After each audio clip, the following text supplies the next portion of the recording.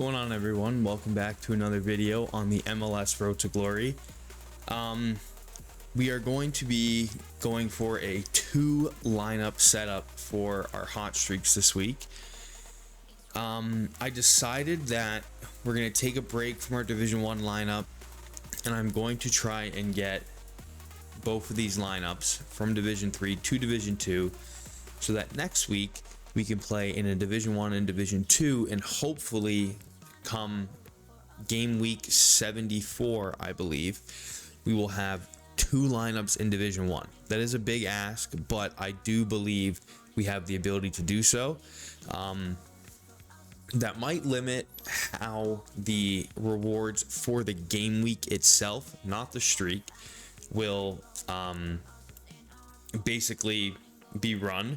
My thought process will be my main lineup being Tanaka or Takaoka, Baron-Halter, Ranko, Lozano, and Roland, sometimes McNair, but this is our normal lineup. We have some decent fixtures. Vancouver and St. Louis, a lot of the pick scores on Sorare data aren't great. I think all of the players for Vancouver are B rated. However, Vancouver is top of the league, and I am hoping that they can do a much better job than they did against Colorado, letting 3 goals in. Seattle versus Nashville. Seattle's not great, but Roland is normally a card that'll get great AA for us. And then Lozano playing Charlotte. Charlotte is very good, but San Diego seems like one of those teams that they are firing on all cylinders. So I do hope this lineup can do well. We do need 350 points. I do believe this lineup will get there. It is going to come down to if we get a clean sheet versus St. Louis for the Vancouver boys. Our other lineup kind of is a scrounged up of cards that are kind of hit or miss. We do have to add Dante Ciali into our Sorare lineup sheet that I will show you guys. We do have some price changes still up, still technically returning a positive profit, but we hopefully will get to see Andre Blake in action for the first time for our club this week, or our gallery. So it's Philly versus Atlanta. He's coming back from an abdominal injury. They played, I think it's Flick or Rick. I don't 100% know what the goalie's name is. It's not really that important. Oh, there we go. Yes, Rick. Andrew Rick. He didn't play very well last game against New York when they lost 1-0. However, this lineup has the possibility of reaching 350. I believe we only need 1. I'm not sure because it's my first time running two lineups. My apologies, couldn't get that out. So we have Blake, McNair, Kubas, Dante Ciali, and Franco Negri. Again, this is a tough one because if if San Diego don't get a clean sheet, right? Charlotte score. This lineup score might not be great. That extra 10 points is a huge boost. And then Kubas has been playing very, very well for Vancouver. And Ciali for Montreal, even though they're horrible, has actually played relatively well, and he's their starter. So we bought him, I believe it was just to get some, oh my gosh, what's it called? Essence. Yeah, it was to get some essence. Originally, when the MLS was starting, I just picked Montreal because their cards were really, really cheap. Now he's actually turned into a relatively good player. He's usable, and we're going to put him in and include him into our kind of MLS Road to Glory mixture. That being said, I am including him in this week's purchased card. So obviously we purchased him before. His price hasn't fluctuated that much to the point where, I made a crazy profit by getting lucky. But we are going to consider him being part of the Road to Glory. So this is kind of what our lineups are looking like now. There's not a ton of people playing in Division 3, and that is to say there's one more day, so there could be a couple hundred people that get added in. But basically, these are the two lineups we're going to be running. I do think it's very, very good. I want to possibly make another upgrade to our Vancouver stack for collection bonus, obviously. But I do believe that there is, you have to find him here. I do believe there is a defender that we were looking at the other day. I don't know if it's, oh, maybe it was Ali Ahmed.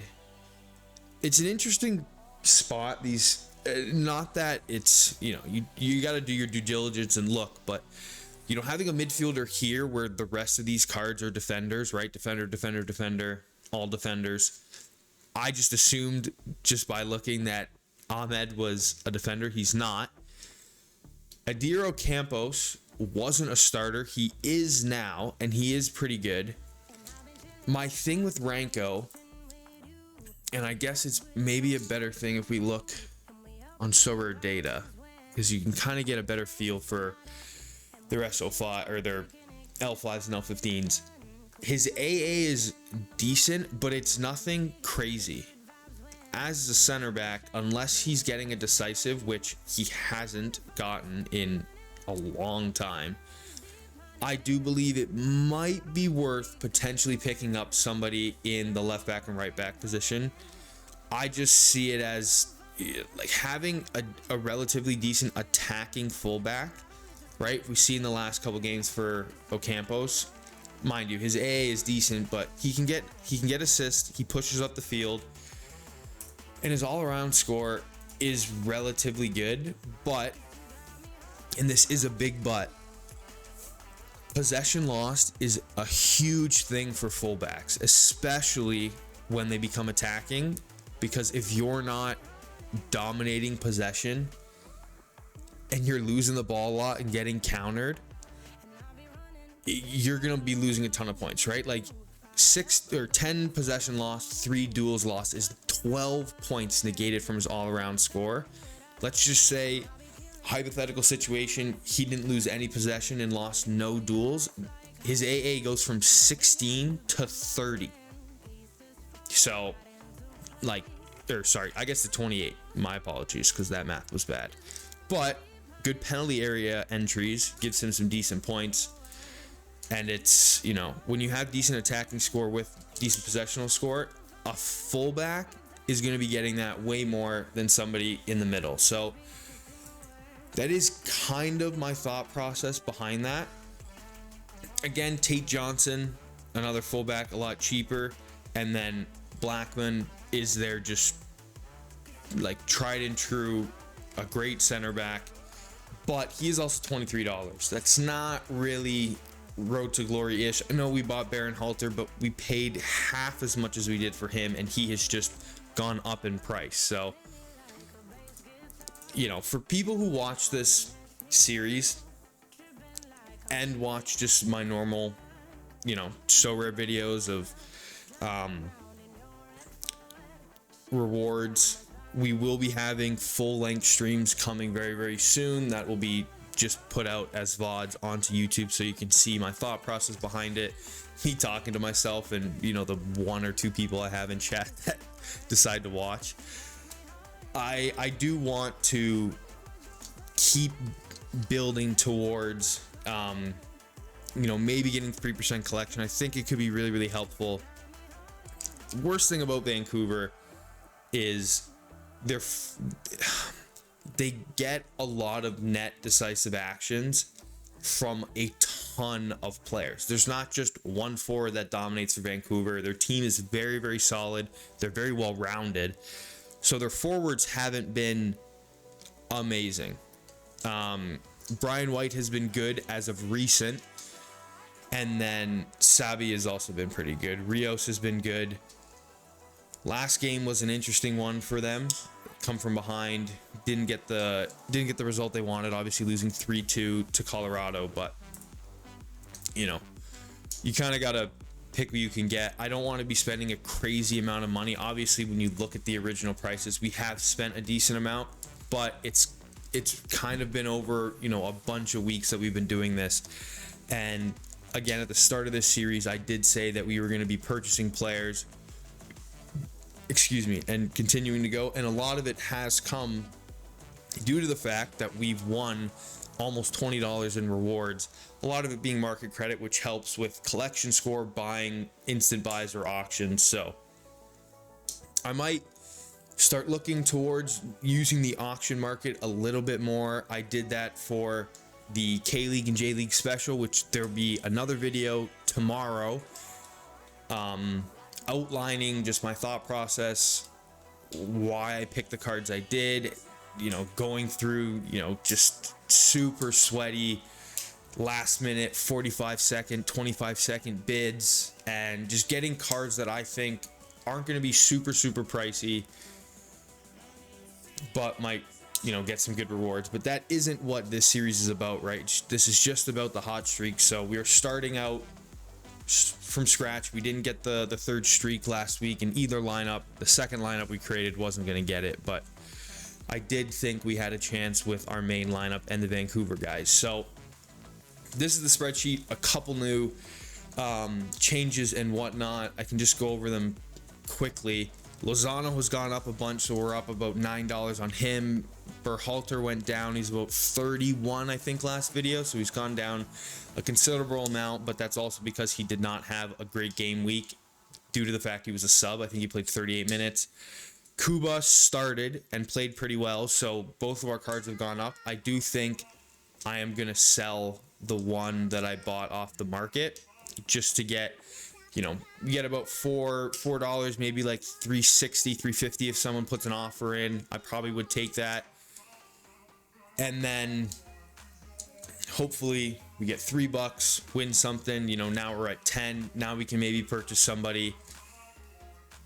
Who else went up? Roland's down. I know that he went down a lot more. He is a very good card. It's just I don't think a lot of people are running Seattle lineups. McNair's gone up again. I think that was a great purchase, even though we bought him really early on. He is now he's now up. You know, it's only 65 cents, but selling him would be turning a profit. Blake is down a ton. I think he was like $21 the last time I made this video, or the last week's video. And unfortunately, or I guess not unfortunately, but we will see his price rise when he is fully fit and is coming back, especially if he does well this week. We did have 50%, or I think, was it 50 or maybe it was 25? I think it was like $25 worth of market credit. So we bought him for a super cheap price. Technically, it was only $12.50, so we're still up. And then Negri has gone up a little bit more. Again, San Diego have been very well. So total profit as of this week, we will change this to the 17th.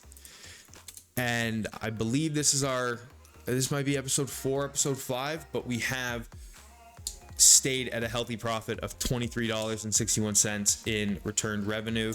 So that is going to be all for the video. It's not super long, but I wanted to get this out because I am really excited. Again, if you watch this series or watch my channel, to start posting content about the promotional K-League and J-League, which could be really cool. I think we have some good lineups. And yeah, that's gonna be all. Remember to like, comment, and subscribe. It really helps me, and it helps these videos get to more of you viewers, which grows this community and this channel. So yeah, that's all. I think my counter is down. We could honestly have one. It would be kind of funny, but who knows? Maybe that's for another video. Hopefully you have a great rest of your day. Presty out. Peace.